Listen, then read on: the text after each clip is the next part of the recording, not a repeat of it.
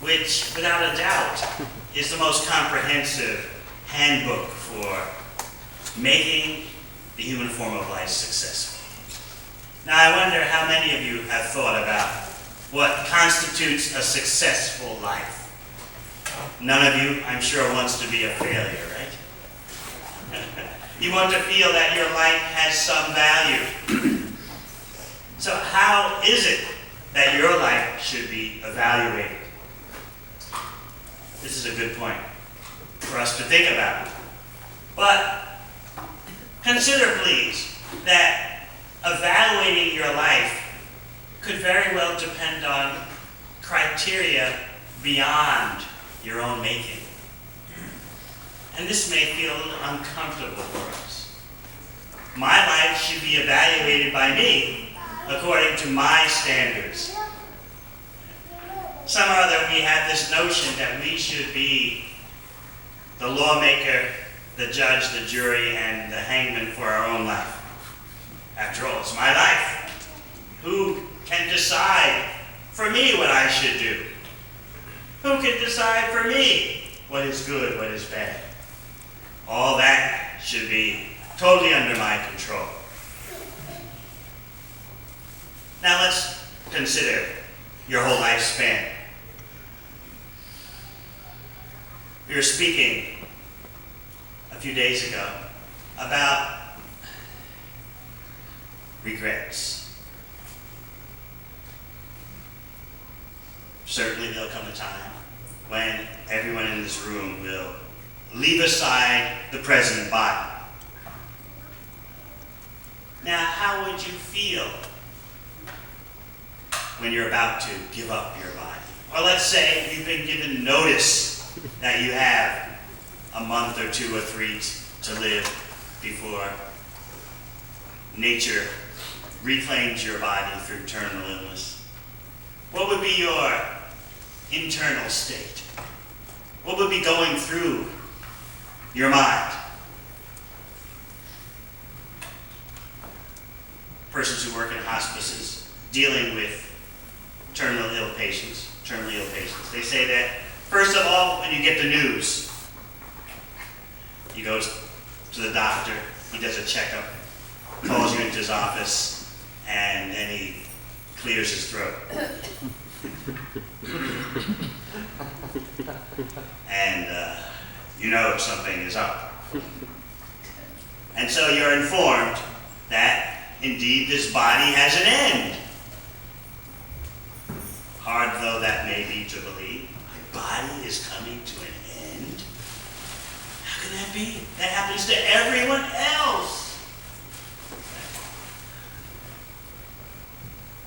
Don't think that just because you're very old that you'll easily let go of the body. Even you may be in pain, such pain that you think, I don't want to live another day. But when it actually comes the moment to give up your body, all your attachments just jump you. All the attachments that you had throughout your life. They don't just suddenly disappear. They pounce upon you at the moment of your leaving the body. Because what you really want to leave is not the body, but you want to leave the pain of the body behind. So actually simply having pain doesn't cause you to be detached from having a body. So even if you're very old, you still don't want to give up the body. You simply want to give up the pain. And of course, if you're very young, or even moderately young, or even in your middle ages, how can you give up the body? You have so many plans to execute, so many missions to accomplish, so many desires to fulfill. Because we have those desires, those missions, those plans, we feel like nature owes us a long lifespan. It just has to be like that because, I have things to do. I have things I need to accomplish. And we also feel that in our own way, we're a good person. And how can nature put an end to the body of a good person? It does happen, unfortunately, sometimes, but not to us. You have horrible events like what just happened in Connecticut. But everyone knows that would not happen to me because I'm basically a good person, we think, about ourselves.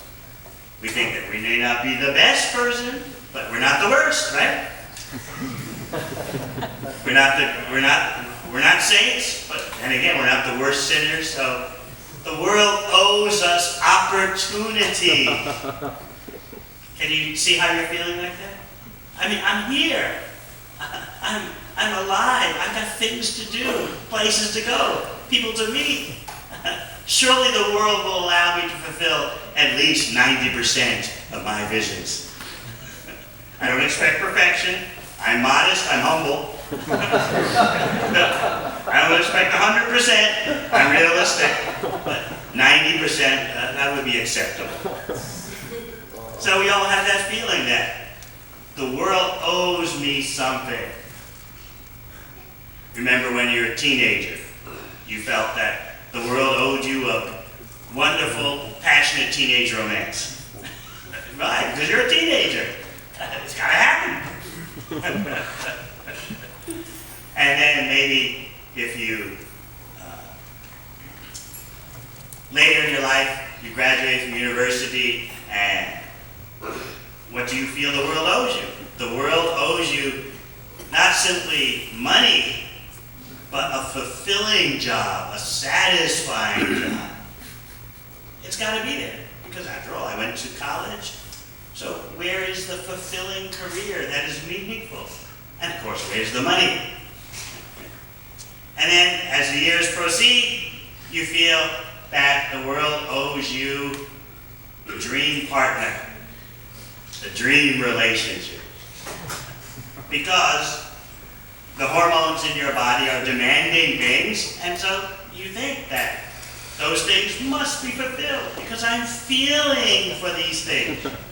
Since I am feeling for these things, there should be fulfillment of the desires that I am feeling. So I've explained this several times. We take two separate things and we merge them together into one singularity. On the one hand, over here, we have desire. And on the other hand, over there, we have fulfillment of the desire. But we think, because I'm desiring, the desires must be fulfilled. In other words, we take two separate things and merge them together. Desire, fulfillment of desire, it's all one package. I'm feeling desire, so that means fulfillment. It's just a matter of time. I just have to work harder, meet the right people, have a bit of luck, and surely at least 90% of my desires will be fulfilled. Isn't that generally how we feel? And then you reach a ripe old age in your 70s. You realize then that 90% of your desires haven't been fulfilled. But then, what's the next step? Huh? Pleasure. My children will fulfill all their desires, and I'll be happy. So you pass the whole scene onto your children. You be happy, my dear beloveds, and your mother and father will be happy watching you be happy, watching you be successful. It's like, you know, an Olympic event where they have the relay races. So one runner runs for a certain leg of the race, certain distance, with a baton, you know, and then passes the baton to the next runner. So we do like that. We pass the baton of material existence from generation to generation. All right, I couldn't complete the race. I couldn't fulfill my desires, but you can. You try harder, my dear child. In this way, the false pursuit of material fulfillment is passed from generation to generation without anyone questioning.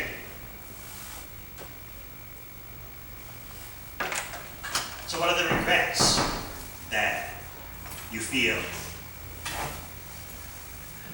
Generally speaking, when you're informed that your time to leave this body, leave this world is coming. So we were discussing Thursday at the Bhakti House. Those of you who were here who attended, remember that hospice workers have pointed out that before you get to the regret stage, there's first the cycle of denial. No, it can't be true. It can't be true that I have to leave this body. No. These things don't happen to me. I'm a good person. Why is it I have to give up my body? So first there's denial. And then there's anger. This is not fair. Why me? If there's a God in control, he's doing a really horrible job. I have to give up my time. So there's denial, there's anger, and then fear. Oh, what will become of me? What will my future be? Oh, I have no idea. I was just going with the flow, taking life as it comes, and now life is going. What does that mean for me? I have no idea. Is this going to be sheer terror? Will I just dissolve? So you go from denial to anger to fear, and then resignation, acceptance. No, what will happen? What happened? I can't fight it anymore.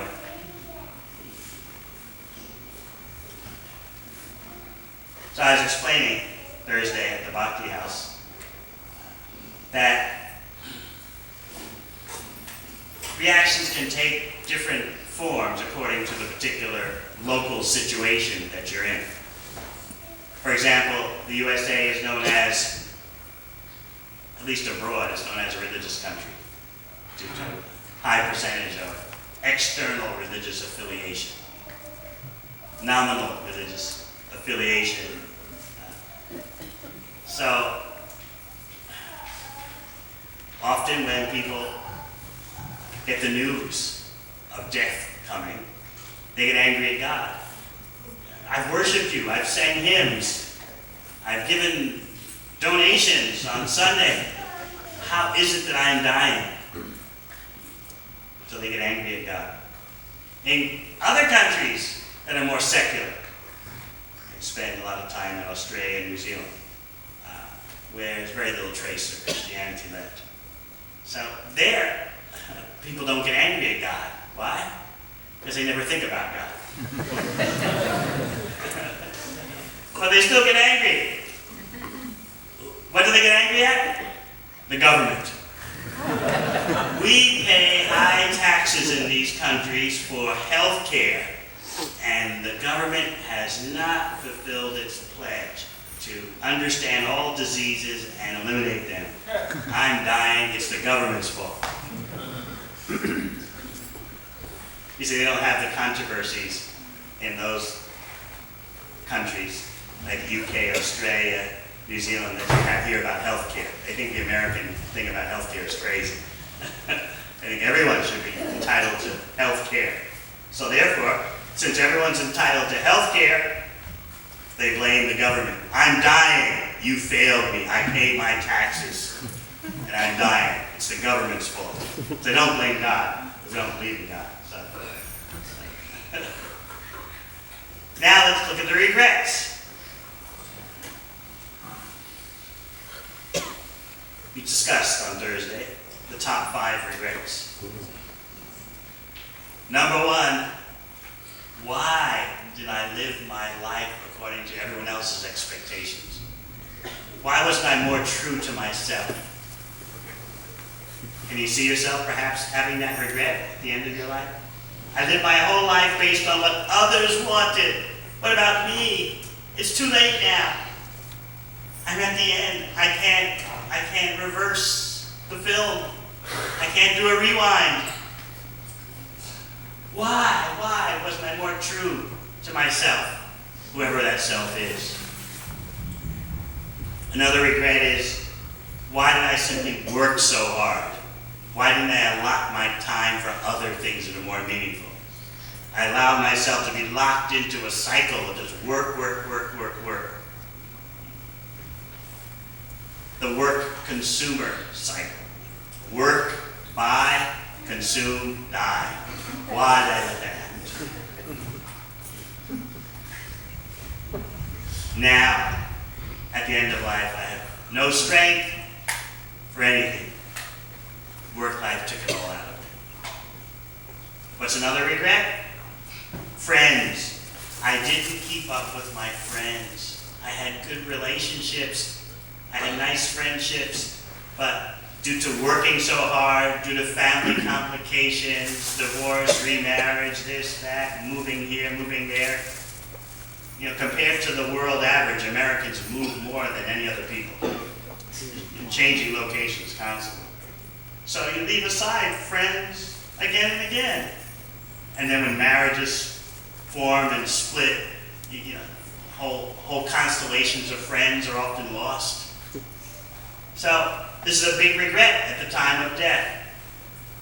Why didn't I pursue my friends? Why didn't I try to re-establish lost friendships? We were discussing this on Thursday in the context of a movie, a current movie, which has the plot that a meteor is bearing down on the planet Earth, and it's going to obliterate the Earth in a couple of months. Everyone knows it. So this man decides he's going to track down his high school sweetheart and rekindle the relationship. So we were asking those who attended on Thursday, what do you think about that? Do you think that's the way to end things? Do you think that that's a good use of your last moments? So we had a very good discussion about this.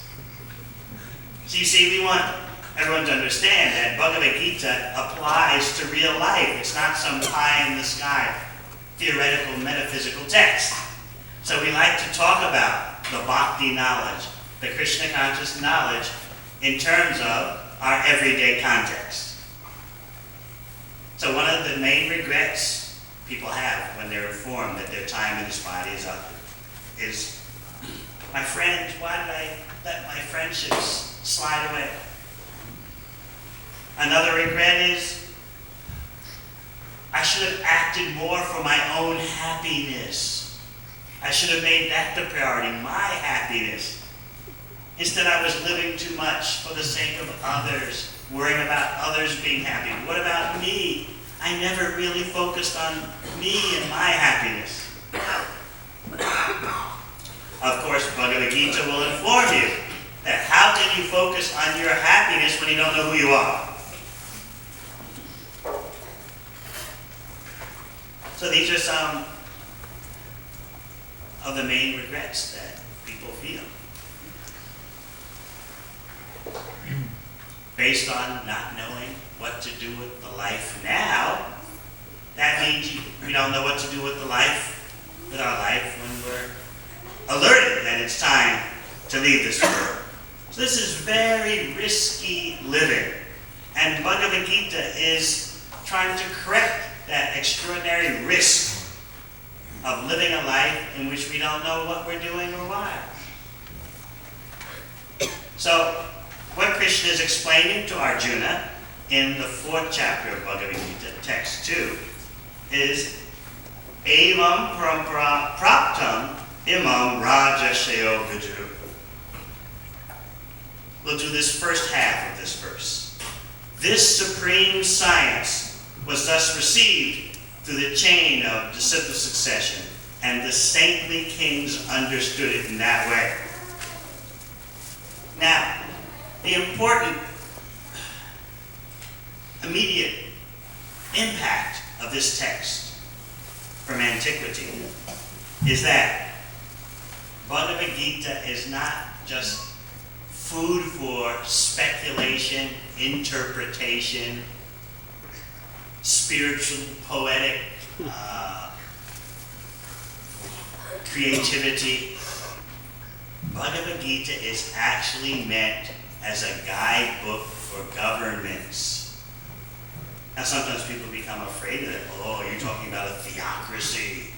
You're talking about religious fanaticism dominating the government.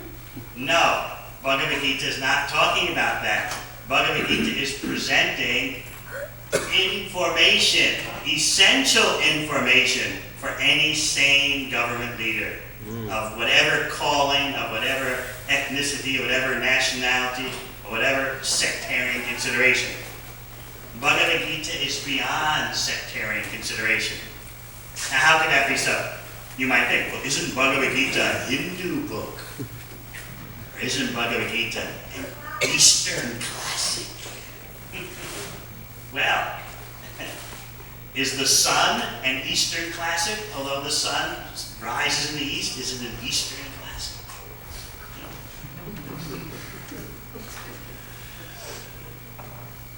Bhagavad Gita presents essential information for every living entity, no matter what your material body is. What is the proof? In the beginning of Bhagavad Gita, when Arjuna is in crisis, and Krishna has to bail him out. Krishna is the best one for bailing someone out. Crisis. So, what's the first thing that Krishna says to Arjuna? The first instruction he gives to rectify Arjuna's crisis. Krishna gives the non-sectarian principle that the body is changing from childhood to youth to adulthood to old age. The body is also changing at death. But the real person, known in Sanskrit as the Atma, the spirit soul, that doesn't change, although the body is changing. The body goes through so many phases. Just like new clothes become worn clothes, become old clothes, become tatters. But the person who wears the clothes, relatively speaking, in a limited way, that person goes on, although the clothes are finished. So similarly, Krishna points out that it doesn't matter whether you call yourself a Christian, Hindu, Muslim, Democrat, Republican, Independent. Doesn't matter whether you voted or you didn't vote. Doesn't matter whether you're American, Russian, Canadian, this, that. Doesn't matter what color you are. Brown, blue, polka dot. It doesn't matter. What is it about you that doesn't change when the body changes? This is non-sectarian knowledge. Nowhere in Bhagavad Gita does Krishna say, it's only for the Hindus, this knowledge about the soul changing bodies. It doesn't say that in Bhagavad Gita. Or it's only for the Catholics. Or only the Canadians should believe this, not the Americans. It doesn't say that. Krishna is speaking universal truth, non-sectarian truth, that there's something about you, no matter what label you put on yourself, there's something about the real you that doesn't change although the body is changing. So this is why Bhagavad Gita is invaluable for the leaders of society. They need to know what is the nature of the creatures they're dealing with. Otherwise, so many great mistakes are made when we don't understand what our identity is. If we don't understand who we are, then how can we understand how to benefit ourselves? So what you see in the world today is a problem with governments in that they don't know what the nature of the people is. They don't know the nature of their constituency because of lack of clear, non-sectarian knowledge. Am I the body or not? So if the government leaders are bewildered about that, the people are bewildered. And because the people are bewildered, they elect bewildered government leaders. This is the point Bhagavad Gita is making. It's not about Hinduism, Christianity, this ism, that ism, this nationality, that nationality. It's all about, do you understand what is it about you that doesn't change although the body's changing? So never in Bhagavad Gita does Krishna ask you, by the way, what religion are you? By the way, what nationality are you? Nowhere. Krishna is speaking universal truth, and he's saying in this verse, text 2 of chapter 4, that this supreme science comes down through the chain of masters and students, known in Sanskrit as parampara. And that's how the leaders, the executive heads of society, received it. The executive heads of society, in the days when the ancient yoga culture was prevalent in India, the executive heads of state received knowledge from the gurus about how to benefit the people. And in that way, the people could actually be protected. Not simply protected against aggression, that would be a good start, but being protected against the attackers of high consciousness. You see, we have a mind that gets us into so much trouble. Our mind is accompanied by unwanted guests. These are described as lust, anger, greed, madness, envy, and illusion. These 6 unwanted guests are always hanging out in your mind. And that's why you do things that you later regret, or even if you don't regret them later, you're going to feel karmic reactions because of these things. So, how to deal with these unwanted riders? A deep-thinking human being is concerned about that. As Arjuna asks Krishna in Bhagavad Gita, that what is it that makes me commit bad karma acts, even against my own will? So Krishna explains to him that you've got some unwanted guests associated with the mind, and they drag you around. Let's consider how our mind is dragging us around. If we've grown up in a typical lifestyle of no spiritual discipline, no training in how we are different from the body and the mind, then we're going to be subject to the mind, and that means being subject to these riders that are there with the mind. We'll be subject to lust, anger, greed, madness, envy, and illusion. How can we ever be peaceful? Because birth after birth, lifetime after lifetime, these riders are hanging on to our mind. In other words, as we move from one lifetime to another, we're not just going through some innocent process of reincarnation. Reincarnation is not just a giddy thing, you know. It's got ramifications. So, one of the ramifications of changing bodies is that you accumulate trash that you bring from one lifetime to another. You all know persons who they just collect too much in their house, they just never throw anything away. often until it's time for you to move houses, you never realize how much junk you have. So, from going from one lifetime to another, we accumulate trash in our mind. And so, the longer we spend in material existence, revolving from one body to another, the more trash is there that has to be eliminated. But what is the process for eliminating trash?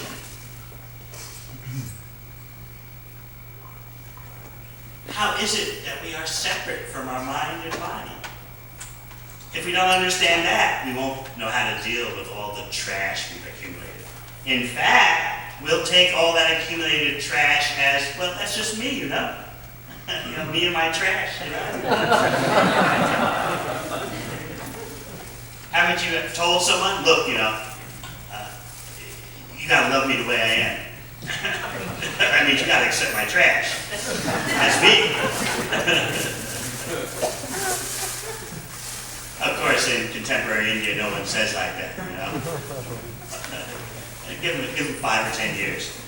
But it's common in the Western world that you insist, look, this is the way I am, trash and all. If you want to be with me, this is, you just gotta love me for what I am, And you want to see how the person actually loves your trash. It's a deep relationship, right? Yeah, this is you actually tell others. You're happy about it. He really loves me, with all my craziness. That's supposed to be the sign of a deep relationship. Now, Bhagavad Gita goes much deeper than this. It takes very seriously the human condition in a non-sectarian way. That's why it's meant for the heads of state. Without knowledge of what the self is and what is the supreme self, how are we actually going to make good decisions? So what you're seeing today, when you look at politics, is not really an institutional crisis. You're looking at a crisis in human beings.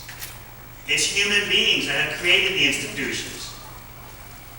Now the problems affecting humanity are so complex, are so interlocked. People are wondering, do we have the institutions to be able to cope with that? Climate change is so interdisciplinary, covers so many categories. There's things about it that you can't change, some things about it you can change. Things you should do now, things you should do in the future. There's reactions coming from it that are already hitting us, reactions that we're not sure whether they'll hit us. It's such a complex issue. Economic factors, political factors, so many factors. So people are wondering, do we have the institutions capable of dealing with human problems today? People wonder, what's going on in Washington, D.C., the fiscal cliff? Can the government get it together? Are they too busy just considering their own positions or considering sectarian party sectarianism? What to do? What's wrong with our institutions? Well, what Bhagavad Gita is pointing out is that the institutions are the product of human beings. Because the human beings have problems, the institutions have problems. So therefore, let's deal with the ground level, the root, and reform the human beings. How to control the mind and purify it. That's just the preliminary lesson of Bhagavad Gita. If we don't know that we are spirit soul, part of the Supreme Soul, and that real pleasure comes from connecting to the Supreme Soul, to Krishna, we'll manufacture such an artificial way of life and then wonder, why so many problems? Why don't our institutions solve the problems? When the real cause of the whole mess is an artificial understanding of who we are and what the purpose of life is. Because we lack that understanding, we create such a complex web of entanglement. Climate problems, economic problems, gun control problems, this, that, on and on it goes. We don't know what the mission of human life is. Just consider. in a couple of states, marijuana was legalized. Colorado and Washington. I've been informed that here in California, it's more or less the recreational use of marijuana is more or less legalized in that, you won't get into very much trouble by possessing a small amount. So, the idea is that, look, what's wrong with people getting intoxicated? Everyone needs relief from thinking about life. Everyone needs to escape reality. What's wrong with just getting wasted? Actually, people become proud about it. I was so blind last weekend. I didn't have a clue what was going on. It's like a badge of honor. People can't imagine living without intoxication of some form. If not marijuana, then alcohol. Generally, our Indian families, they don't witness marijuana smoking, but alcohol, they know it's coming in. So, the whole point of intoxication is to forget. But this goes against the actual purpose of human life, which is to be fully conscious of who you are, why you're in this world, and make a solution to your existence in this world, a spiritual solution. So that's why in our Krishna conscious society, we easily deal with intoxication. We say no. We are bewildered enough just by taking birth in this body. We don't need any more bewilderment. Let's speak of paying for more bewilderment. But the argument, the counter-argument, we have to be fair, we have to present the other side. What do you think? What is wrong with recreational bewilderment? A little blissful forgetfulness. What's wrong with that? And by criminalizing marijuana, you force a huge segment of the population into criminal consciousness, and that's not right, because everyone's doing it anyway. So if you make a law criminalizing marijuana, so many innocent people will be branded as criminals, and because that happens, the people will then start considering real crimes to do. Because you've already forced them into the criminal category, you see. Now, if you legalize marijuana, suddenly the people realize, I'm not a criminal anymore, and therefore they don't risk doing other crimes, you see? So, therefore, you do a great favor for the people by relieving this psychological burden of thinking that they're criminal when they smoke marijuana. Because after all, what's wrong with just getting high? What's wrong with just bewildering yourself and forgetting all your problems? Because there's no solution anyway to life's problems, so you might as well just become intoxicated. So by legalizing drug use, we thereby free people from guilt and shame. We stop pushing them towards criminal life because of their partaking of marijuana. They think, oh, now I'm a criminal, so I might as well do more criminal activities. You take that away. And furthermore, we were explaining this Friday night at a home program that we had nearby here. In New York State, some people are now proposing, yes, we should legalize it in New York. Here's the reason why. Because the demand for marijuana is so great. If we legalize it, there can be so much employment because of people needing to grow marijuana. It'll create so many jobs, and that's what it's all about. Not only will it create so many jobs, but when you can tax it, and that tax money will save the school system. So why not? Now, it actually, on a certain level, this makes sense if you don't know what the goal of human life is. It all makes sense. But if you know what is the goal of human life, what human beings should be doing with their consciousness, then of course, the situation is tragic. Why should a government that knows what is the purpose of human life allow human beings to obliterate themselves, to waste themselves, to become unconscious? and think that that's pleasure. Real pleasure means to fully maximize your consciousness in association with the Supreme Consciousness. Another term for Krishna, the Supreme Personality of Godhead, is Krishna, the Supreme Personality of Pleasure. So why become forgetful of this ultimate reality when the ultimate reality is the supreme pleasure? So a bhakti yogi, a Krishna conscious practitioner, doesn't want intoxication, doesn't want to forget. He or she wants to be more awake, more conscious. Because when we're more awake, we're more conscious, that means we're more aware of the Supreme Consciousness and our relation with the Supreme Consciousness. So that is bhakti. That is the science of Krishna consciousness. So if we understand what is the goal and the mission of human life, then we can actually lead a society. And when there are government leaders that can lead a society moving toward enlightenment, those government leaders get credit from the people's activities of enlightenment. And the graduate study to Bhagavad Gita, Srimad Bhagavatam, explains that for government leaders who do not take steps to encourage people, to guide people, to maximize their enlightenment, and instead the people do bad karmic activities, such as intoxication, animal slaughter, gambling, and so on.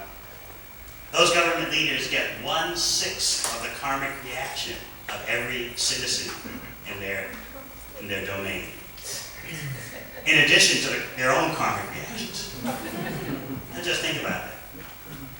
How many millions of people live in the USA? 300 million? So that means you're in charge of the USA. You've got to deal with your own karmic reactions. And then you get 1/6 of every one of the 300 million people in your land. 1/6 of their bad karma. The reverse is also true. If the people in your land are doing good karma, the government leader gets 1/6 of all their good karma. So this is Krishna's incentive system. Not just negative, but positive. It's a very serious thing to take responsibility. Not simply as a government leader, but even as a mother, as a father, as a teacher. Any kind of responsible position you take has these stipulations that you get a reaction if you don't fulfill your responsibility properly. So therefore, in the Vedic system of the ancient yoga culture, the executive heads were responsible for arranging a society in which persons could maximize the goal of human life, achieve the mission of human life, and not go backwards. And these executive heads were guided by spiritual preceptors. In this way, the whole society could be progressive. The spiritual preceptors, were not like dogmatic and just saying, you must believe this, you must believe that. They could present the comprehensive science of the soul. There's a big difference between being spiritually autocratic. Everyone in this nation should believe this religion. No, that's not what Krishna is talking about in Bhagavad Gita. What Krishna is talking about in Bhagavad Gita is that everyone should know the science of the soul and the Supreme Soul. And they should understand you can verify this science in the laboratory. And here's how you do it.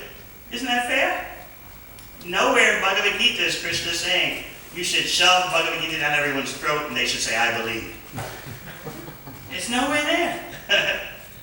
Krishna himself, verse after verse, chapter after chapter in Bhagavad Gita, is explaining that you can verify what I'm saying. I want you to verify it. Here's how you do it. Here's the methodology. So what more do we want? So that is why Bhagavad Gita is tailor-made for the executive heads of state. It gives them the knowledge that they need in order to actually benefit the people. So therefore, Krishna is saying, this supreme science was thus received through the chain of disciple succession, and the saintly kings understood it in that way. Krishna is clearly letting us know Bhagavad Gita is not just a toy for interpretation, speculation, metaphysical theories. Bhagavad Gita is very straightforward. The Sanskrit is very simple and clear. Bhagavad Gita is actually meant for governments to apply so that the peoples are truly benefited, so that the people are protected from the wildness of the mind and its riders, lust, anger, greed, madness, envy, illusion. Birth after birth, those riders are there with you. And so the trash of so many lifetimes accumulates in our mind. It's impossible materially to deal with all that. But the preliminary effect of Bhagavad Gita, Bhakti Yoga, is indeed to cleanse the mind of all that trash, so that indeed you can see your spiritual identity as spirit soul, part of Krishna, the Supreme Soul. All right. Are there any questions? Yes. Thank you, Maharaj, for the amazing lecture. I read that in the beginning of the movement, a lot of devotees thought that this is possible to get the government to, understand, Krishna consciousness and kind of implement that. And I don't know, with being now, 40, whatever, however long it's been since the beginning, do you even think that's possible to actually have the heads of state, take to this, to the philosophy of the soul? Everything is possible because Krishna is the supreme controller. Anyone who knows actually what is God will agree that Krishna is the supreme personality of God. But you actually have to know what is the science of God. Otherwise, you'll think that's just a sectarian statement. You say it's Krishna, others say it's that. But if you actually know the science of what is God, you'll easily accept Krishna. So the problem is not sectarianism, the problem is lack of understanding the science of God. People think, it's whatever, Some people say Krishna, some people say that, It's whatever you want, whatever. But in Bhagavad Gita, you are taught how to understand what is the supreme absolute truth in a non-dogmatic way, in a way that can be verified by you in your lifestyle. So, isn't that fair? So, we're taking as our service to Krishna to try to make everyone aware of the extraordinary benefit of applying Bhagavad Gita in human society. That's the work that Krishna wants done. That is Krishna's mission when he comes to this world. So we are Krishna's tiny servants, and we will assist Krishna in that great task. We'll do our best, and certainly, just see, 40 years ago, 50 years ago in the world, no one outside of India knew anything about Krishna. Now everyone knows something about Krishna. Right or wrong, still they know something. In my last year at university, I wanted to understand something about Bhagavad Gita, so I signed up for a course taught by a world-famous professor in Hinduism, and she's still world-famous. And so I went to the course, and he was asking the students to please read some of the Vedas, and your first assignment is to write an essay about what you think it means. I thought, wait a minute, what do I know? I came to this class to get knowledge, and now I'm being told simply to speculate. I don't need to come to class in order to respect you. I can do that with my friends 2 a.m. in the morning. So I decided to go to the university bookstore at Yale and get all the books recommended for the course. I dropped the course, I just studied on my own. So I went, and Bhagavad Gita was on the course list. So I got a Bhagavad Gita. It was by, it's a translation and commentary by a British person, British scholar. So I remember I took it to my room and I opened it up. Oh, this is Bhagavad Gita, the classic yoga text. Oh, I should read this. And so I just flipped through it and I opened, and he had his commentary. And I just read one sentence. Krishna is a concept meant to satisfy both the intellectuals and the sentimentalists. Something in me just told me, slam the book shut, throw it against the wall. That's what I did. That's exactly what I did. Never opened it since then. And then upon graduation, I came across Bhagavad Gita as it is. And then I knew my real education had begun. So, just think, 50 years ago, no one knew the slightest thing about Krishna. Now, all over the world, the most remote places, people know something about Krishna. Well, certainly, in time, some fortunate heads of state will take Bhagavad Gita seriously. Maharaj, there is a senator out of Hawaii, a devotee, and they were voted in as a Hare Krishna devotee. And they made their vows on the Bhagavad Gita. So she's a senator now in Washington.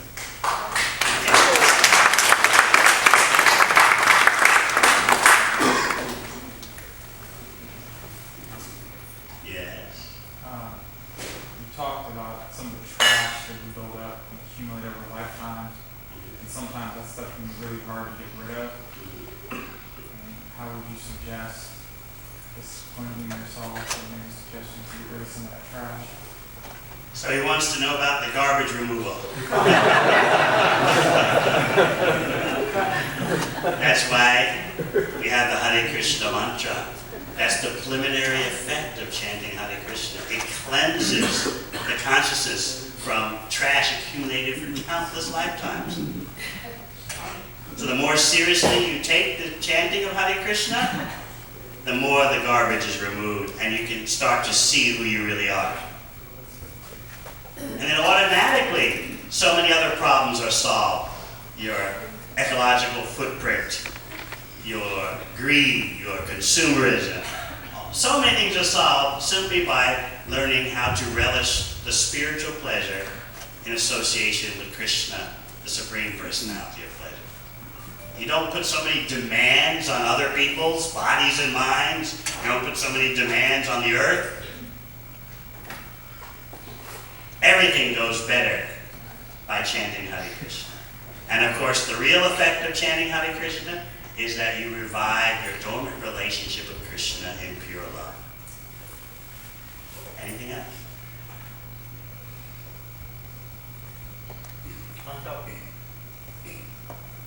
Yeah. Could you explain?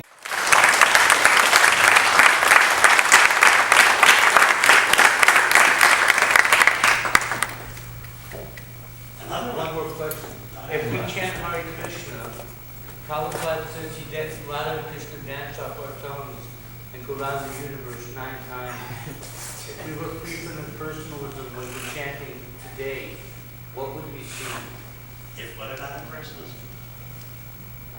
What did you say about impersonalism? What if we were free from impersonalism and we chanted Hare Krishna? What would we see? What would be our relationship with the holy name? You're free from the If we were free from impersonalism, which is a form of denying Krishna's existence, because we want to be the person that exists. So Krishna is actually just a vague whatever, but my life, well, that's really specific. So when we free ourselves from that kind of impersonalism, of denying that the supreme ultimate cause of causes, all causes, has qualities, activities, form. When we free ourselves from denying that, then we see ourselves as the servant of the supreme absolute truth. We are tiny. We're not the masters. We are the tiny servants, the parts. And so we'll see ourselves as Krishna's eternal servants, and we'll seek to engage everything around us and in us for the service of Krishna. Without that, what do? We try to be masters of the material world, and we end up serving matter. Just try to analyze throughout the whole day how much service we're doing to our body, to our mind, to our employer, to our government, to things like desire for prestige, respectability, for more money, for sensuality. Service, service, service. But when Krishna says, "You are my eternal servant," impersonalism is a concoction that says, well, we're all masters, Krishna and us. We are all it is all us. It's a tricky way around just saying there's no supreme absolute truth. Okay? Instead of saying there's no supreme absolute truth, you say, we are all it. We are all the supreme. That's a tricky way of saying there's no supreme. Chanting Hare Krishna cleanses that illusion, and then we see our real subordinate position.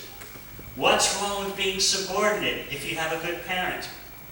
How many of you, if you had good parents, how many of you, when you were 4 or 5 years old and you had good parents, were in anxiety? Is the mortgage being paid? Am I going to eat next week? No. If we have any little kids here, you can see how secure they feel with a good parent. The kid's not hung up about being subordinate. That happens when you become a teenager. But otherwise, when you're a little kid, you're happy to be subordinate, right? Where's mommy? Where's daddy? And you see how the little kids climb on the parents' lap and just love to be subordinate. That's our natural state with Krishna. So the more we understand Krishna, the more we'll allow ourselves in full knowledge to be dependent on Krishna. But when we don't know anything about Krishna, then we got a lot of paranoia. What does this talk about being subordinate on Krishna? We're just as good as him. If he wants to be supreme, we're also the supreme too. Let's be fair. We won't deny Krishna's supremacy, and we won't deny our supremacy. Though we're all in it together. That's spirituality, California style.